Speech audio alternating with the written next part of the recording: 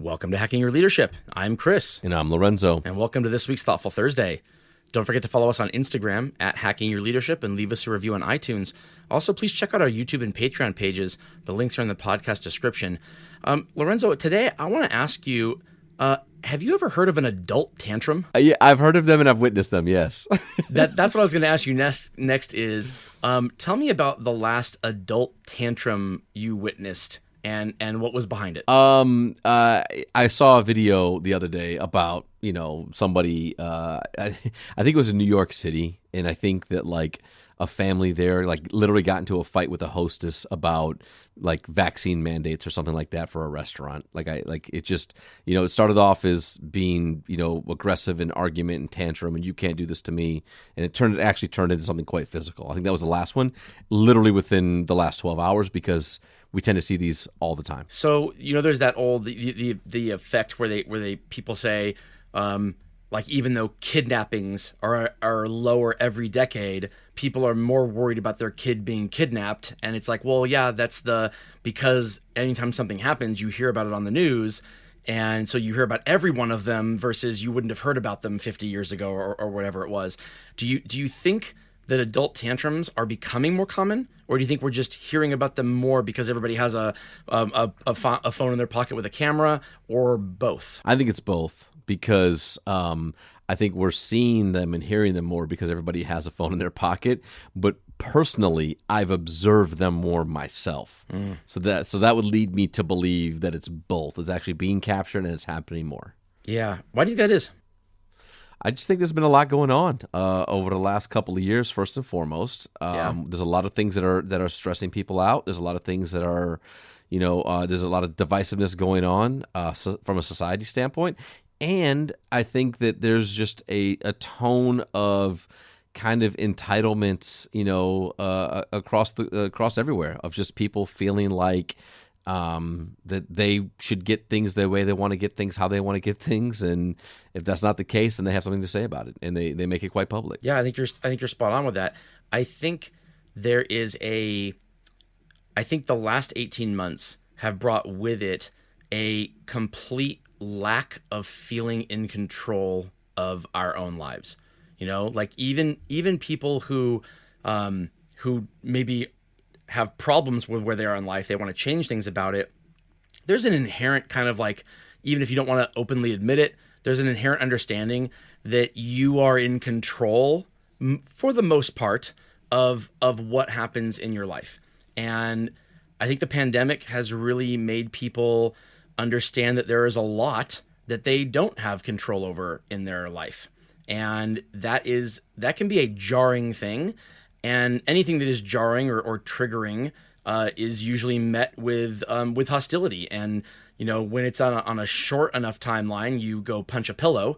When it's for 18 months, eventually the pillow isn't good enough, and it's got to be the hostess, right? Yeah, unfortunately, yeah. So what I want to ask you is, do you think there's a leadership component when it comes to how to deal with these, and whether or not that is just condoning the behavior? Meaning, is there a way to lead in the face of this without making it worse, without kind of adding fuel to the fire, but while also not allowing people to think that this is acceptable behavior? So I want to get your answer on that, but first I want to give it up to word for one of our sponsors. All right, Lorenzo, so if you witness an adult tantrum, how do you make sure that your people know that they are being supported and that you don't condone the type of behavior that's happening, while also understanding that the person throwing the tantrum probably wouldn't have done it 2 years ago? Yeah, I think it's a balance of two things. I think there's a balance of a little bit of empathy and grace along with respect. And so, if somebody is throwing a tantrum and they have already been disrespectful to a person, an individual, an employee, a leader, another customer, doesn't matter. If we've kind of crossed the respect line, whether it comes to personal threats or physical behavior or things like that, there is no negotiation. There's nothing for us to talk about. It's time to go. And it is what it is. And we, most organizations have policies and procedures and actions that you can take for things like that. I think in the cases that the respect thing is, maybe they're upset, they're frustrated, maybe they use a little bit of foul language, maybe they raise their voices.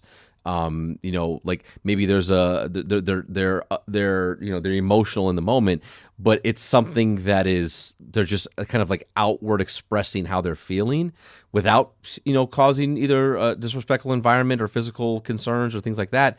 Then I think it's having a dialogue and conversation and approaching it with a little bit of compassion and understanding, and allowing them to kind of take a minute and either vent a little bit or kind of get it off their chest or be able to express themselves. But I think as a leader, it's important that we approach that with, being very clear up front. Hey, I'm one of the leaders here. I am here to solve this and to understand what's going on. Something I'm going to ask for you, though.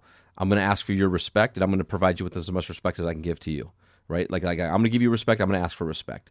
That way we can get to a resolution here. If I have your agreement, let's move forward, right? Right. I think that's so important to establish that if you are seeing or witnessing an adult tantrum, because I believe you want to give them the opportunity to either show respect and move this down a positive way to get to a resolution, or they can opt out right away and say, I don't care what you say, I'm not doing that. Well, then here we go back to step number one, which is you got to go, right? So because I think that's so important, especially when it comes to our people and those that we lead. Quite a few of them, if not all of them, really understand that sometimes frustrations and emotions are part of jobs when you are in retail, restaurant, hospitality, even theme parks, people are going to get upset. Things are going to happen. People will be frustrated. And most people understand that, and they work through it, and they have training and some skills to work through those situations. But I think it's super important that the minute that we feel that there's been a disrespectful moment or any concern of safety, that we're done and we're not negotiating and we're not providing that person with a platform to maintain control of the situation. Right. So what you're saying basically is there's a difference between this policy is effing stupid or you're effing stupid. There's a difference between those words, and it might seem subtle, but as a leader, one can be forgivable if there is a very serious retraction and kind of adherence to those respectful rules.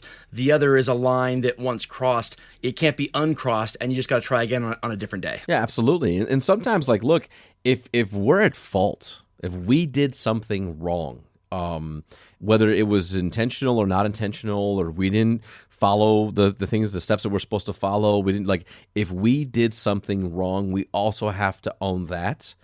And I think that in a lot of these situations, if we don't own it right away, that's what causes the escalation. If we try to pretend like it wasn't our fault, or we say sometimes this happens, or blah blah, if we try to make excuses, or we're not willing to take the ownership, that's actually what causes more of it. Versus saying, hey, let me be really clear, we messed this up, we own this. We need to figure out a way to fix it to the best of our ability. That's what I'm committed to. If we don't do that right away, then we also have to give them probably a little bit more grace and understanding as they get frustrated, especially if we've done something wrong. Right. I think values comes into play a lot here too. So I'll give you a perfect example.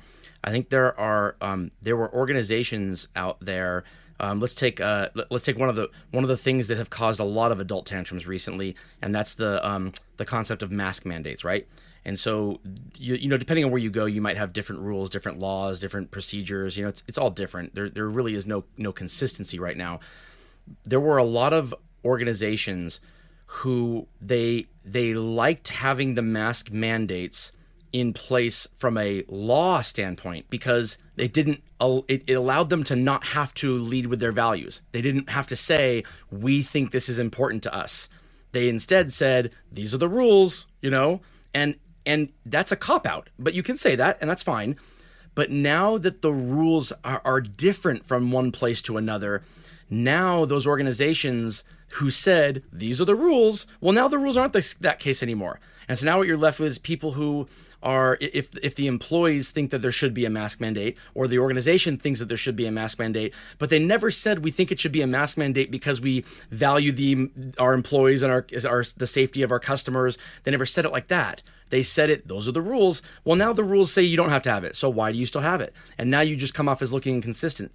If you lead with your values and you articulate why something is in place to begin with, that might be a more difficult conversation to have in the in the short term, but it's a much easier conversation to have in the long term, and you come off looking like an actual leader as opposed to a person who just kind of follows whatever the rules are.